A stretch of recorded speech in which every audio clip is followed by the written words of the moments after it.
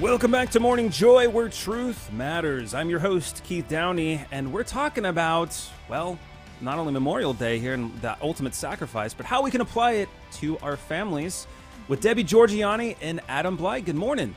Good morning, Keith. Yes, you did mention that a lot of other shows are pre-recorded for Memorial Day because everybody's taking off the day, but not us here at Morning Joy. We are with you live today, so we expect you to have the chats going and everybody participating. And we are opening up the phone lines if you would like to remember that very special person that served in the armed forces, served in the military on this incredible day. This is a day to visit cemeteries and to really honor those who have served so honorably to protect our freedoms. So if you would like to call in, we do have the lines open and you can remember that very special person. I come from a military family, Adam, so this day is always, you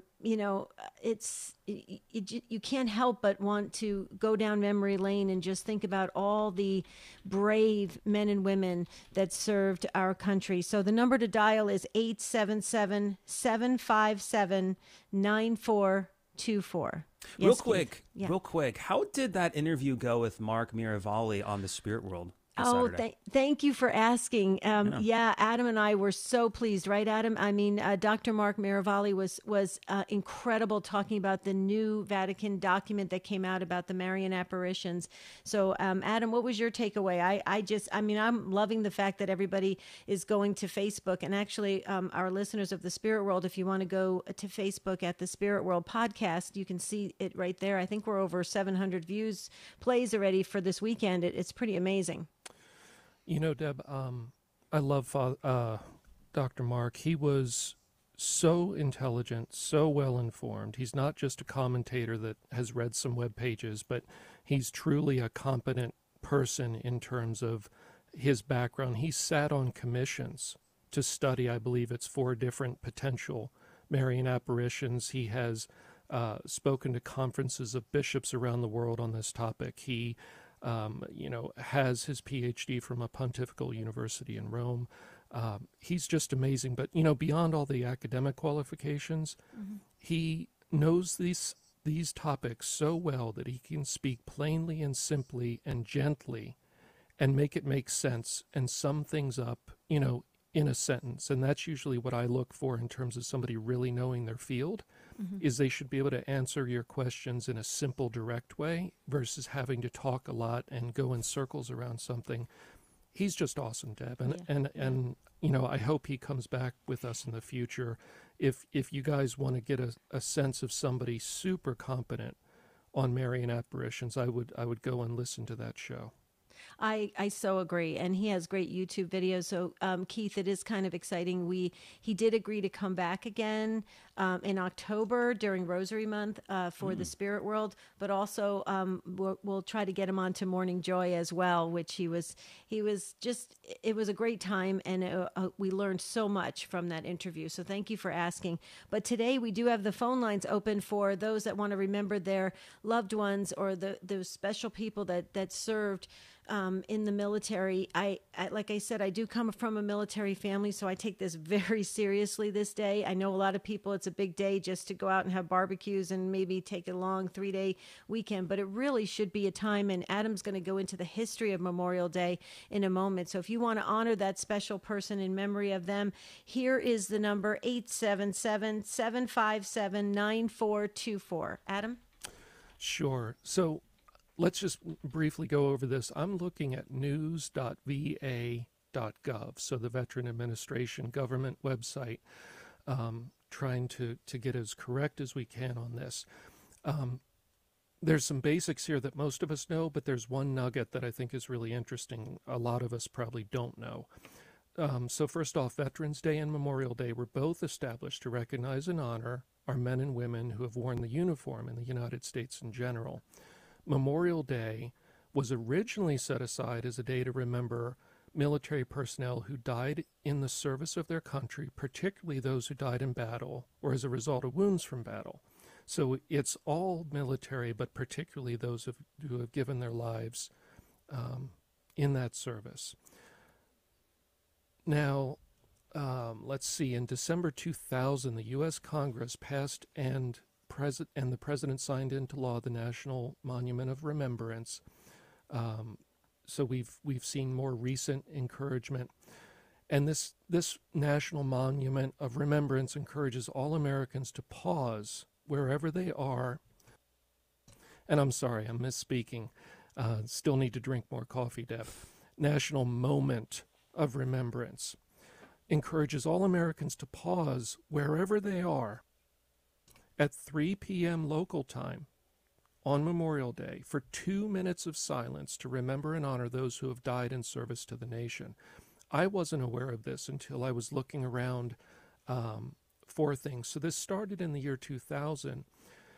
This moment of remembrance, of course, falls at the same time that we normally remember Jesus' sacrifice on the cross. I don't know whether that is in any way, could be related in the minds of the people that wrote this law. Perhaps they were Christian, perhaps not. Perhaps it's completely separate. But, President Obama, on October 7, 2016, President Obama signed the Veterans Day Moment of Silence Act.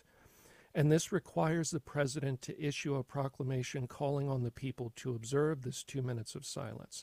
So it was built upon in 2016, where now the law requires the president to remind us of this. So it's very important. So today is a day to remember those that have given their lives, particularly, but all military service members in general. I find it interesting that it is at 3 o'clock local time. So a lot of us who are Catholic Christians, we have a reminder on our phones that go off at 3 o'clock to remind us to get, set the hour of mercy, the power hour when Jesus suffered and died for us. Set it apart, right, to make it very special. So this is very interesting. So at the beginning of the hour, we are to remember those that have served so bravely and with sincere intentions to protect our freedoms. And Adam, it's very interesting. I find that at the history you gave us on that information site was very helpful. But let's go into Scripture, because let's reference John 15:13, because I think this is where we can all try to view the military in a more biblical way. Mm-hmm. Do you want to go ahead? Okay.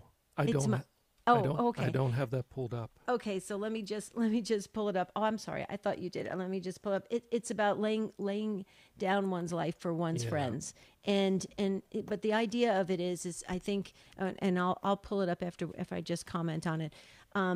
It's so important that we realize that when we sacrifice, when we do offer ourselves for others, it is biblical. It is important for us to understand that in the depth of our Christianity, and yes, it aligns us so very much with our Lord and Savior Jesus Christ. And I think it's so important, because I know that some people will say, well, they chose this profession. This is something like people who are in, first responders or, police or firefighters. Well, they chose this. But there's also a very ministerial aspect to it. Wouldn't you say, Adam? Yeah, for sure. I mean, when you're committing yourself to something that deeply, in a sense, you're embracing something larger than punching a time clock and earning some dollars. You're giving your life over to something for a number of years, and in that sense, it's very similar to ministry. If I could read, using the USCCB website for the Bible, which is our official translation. Yeah, just to get the quote correctly. Yeah, just to get the quote. I'm going to start at verse 9, John 15:9, just to put it in context. So here we have Jesus addressing the apostles. As the Father loves me, so I also love you. Remain in my love. If you keep my commandments, you will remain in my love, just as I have kept my Father's commandments and remain in his love. I have told you this so that my joy may be in you and your joy may be complete. This is my commandment. Love one another as I love you. No one has greater love than this, to lay down one's life for one's friends. Yeah, powerful, powerful. I mean, this is huge. And we're in a world, Adam, where it's all self-absorbed and it's all about me, I. We're in this kind of world. And yet, as Christians, we're called to something radically different, right? Yeah, we are. And if I could, Deb, there's two things that have really struck me over the years. I have some family members down through the family line that have been in the military. I've had a lot of friends that are veterans. And what I've heard from people consistently is, it's kind of one thing to think about it and you're doing your service, but as soon as you're actually in combat and the bullets fly or the threat is there, it becomes keeping each other alive. That's what so many veterans have told me. Yeah. Protecting your buddy next to you and trusting your buddy to protect you, whether they're male or female. I'm not presuming that they're male. I know there's some women involved in combat, and probably it's growing, but it becomes quickly about your friends, and it becomes a very human, very immediate situation. The other thing, because I don't want to miss it, I want to mention something that I always think about regarding veterans. There's a photograph that I saw once. I saw it somewhere online, left over from World War II, of 3 soldiers in the mountains, in the snow and the ice. It's taken from fairly far away. And the 3 of them are leaning against each other like a tripod, sleeping standing up, because that was the only way to sleep where they were trekking, because they had no tents, and it was snow and ice, and so they couldn't lay on the ground. And this is the way they would take quick naps in the journey that they were taking.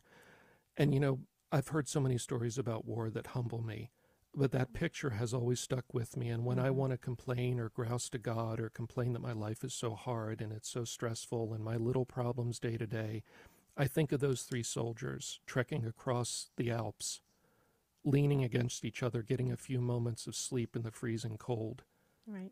Possibly going to their death. Like, the commitment at any time. At any time. Yeah. Right. The commitment that soldiers make it's so humbling. And so I just want to say thank you for my part to all of you that have served. Thank you to those that are serving right now and listening. If we can ever do anything positive for you in terms of providing some material or topics, write into us, because we're happy to try to be as helpful as possible.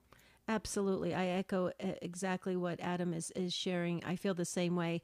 As I said at the beginning of this segment, I come from a big military family, and we value so much of what you're willing to sacrifice and what you're willing to do for us. What a gift. It's amazing, a treasure. We need to honor the military. You hear the music. Back to you, Keith. When we come back, Virginia's on the line from Dallas, Texas, honoring her father-in-law. We'll be right back.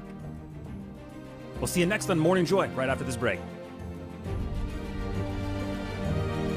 You're listening to Morning Joy, where truth matters. This is Dale Ahlquist with a Chesterton Minute. Have you ever heard someone say, "The Catholic Church is just out of touch. It's going to have to change if it ever hopes to be relevant in today's world"? But G.K. Chesterton says, "We do not need a church that will move with the world. We need a church that will move the world." It's not that the church has to change, it's that the world has to change, and it's up to us as the church to change the world. That is the call to conversion. We don't convert the world by giving in to it. Chesterton says, "The world is converted by the saint that contradicts it most." I guess that explains why in an age that worships money, sex, and power, the most influential woman in the modern world was a tiny little nun taking care of the sick and dying in the streets of Calcutta. Want more than a minute? Visit chesterton.org. Listen to The Spirit World with Debbie Georgianni and Adam Blai. Demonic activity appears to be on the rise. I'm Debbie Georgianni, and I invite you to join Adam Blai and me this weekend for The Spirit World. On The Spirit World, we offer a Catholic perspective on angels, demons, and how the spiritual and physical worlds interact. Saturdays at 10 a.m. Central, 11 a.m. Eastern on the Guadalupe Radio Network and other EWTN radio affiliates. Visit grnonline.com/spiritworld.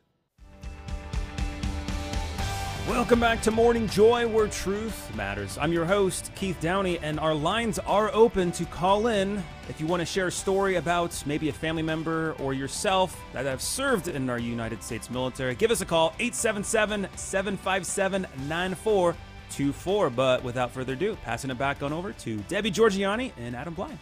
Thank you so much, Keith. We do have Virginia on the line. She's from Dallas, Texas, and she would like to honor her father-in-law. Virginia, welcome to Morning Joy. Good morning. So my father-in-law's name was Converse Hope Smallwood. Yes. Go right ahead. Tell us about him. Yes, please. He was an only child. He went into the military because of his stepfather, who was a military man, and was injured. He got Purple Hearts. I don't know if one. I think at least one Purple Heart. And he always wondered why did he survive the wars. He was in a few, I think, Vietnam and the Second World War, and he has a lot of grandchildren. So he was always, being an only child, he was always wondering what a gift to be able to survive wars and then meet his grandchildren. He was just very thankful to have survived being injured. And he has passed away, Virginia? Yes. He passed away, don't remember the year, but it was early 2000. I bet the grandchildren really have fond memories of him and his service, huh? He was a very quiet man, very gentle and quiet. And at the end of his life, my husband would come and bathe him, and they would have very deep conversations. My husband is Catholic because he was Catholic. My mother-in-law was not Catholic.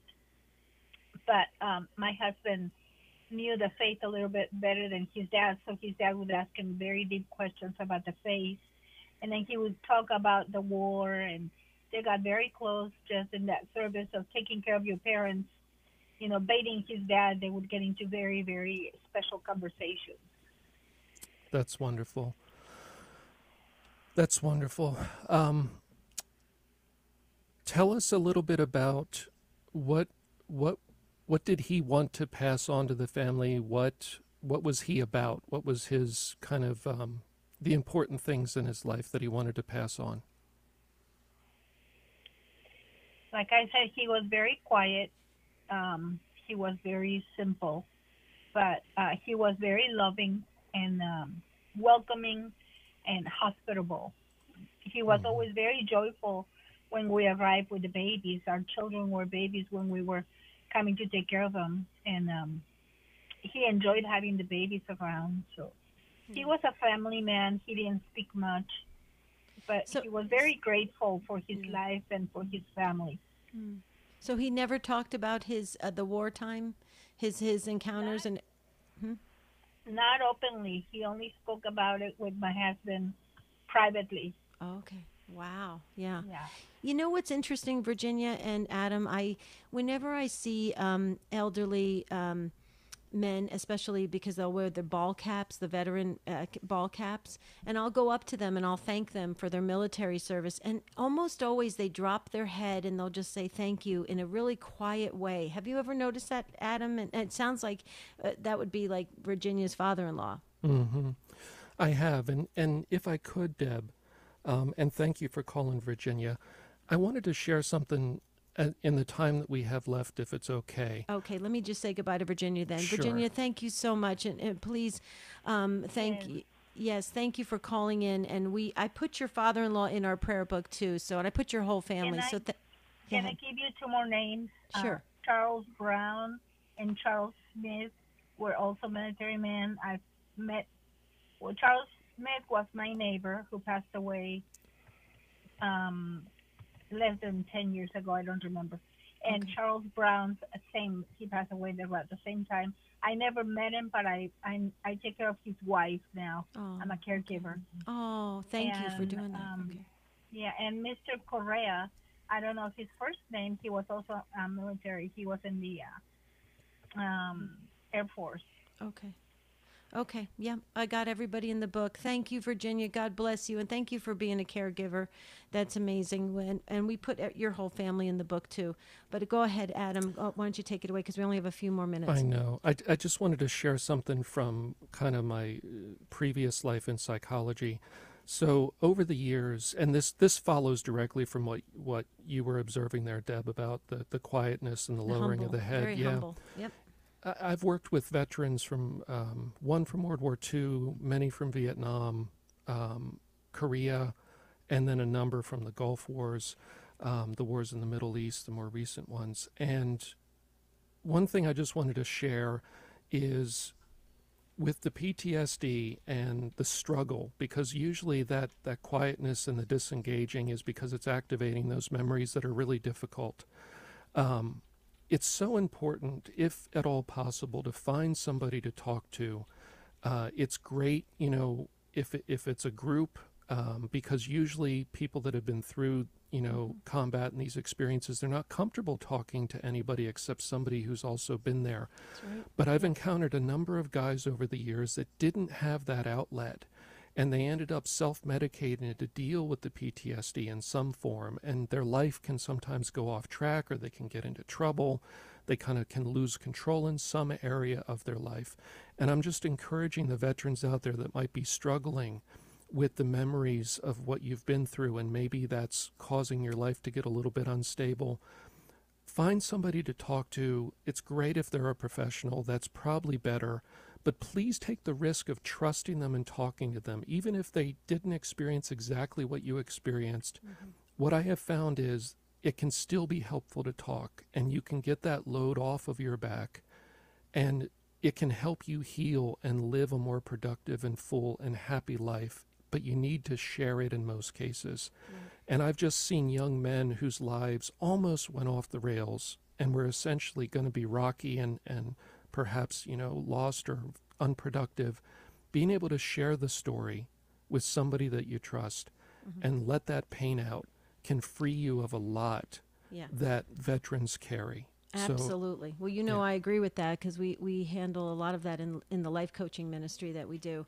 Okay, so this is the Next Right Thing segment, and so the next right thing I think would be if people could squeeze in a cemetery visit for all those, and walk around and see all the flags, and walk around the cemetery and just remember all those souls that gave their life so that we can live today and freely do what we're doing right now. So wouldn't you say, Adam, that would be a nice gesture to make sure we visit a cemetery? Oh, absolutely. That puts you in the right mindset, and pray for those that have died serving their country. Pray for their souls in case they're in purgatory. Mm-hmm. And if they're in heaven, those prayers aren't wasted. You can pray for all soldiers, even the people working in support of the soldiers. And remember what we said at the beginning, the 3 minutes at 3 p.m. At 3 p.m. Mm-hmm. The minutes of silence. So take a few minutes at 3 p.m. and say a prayer.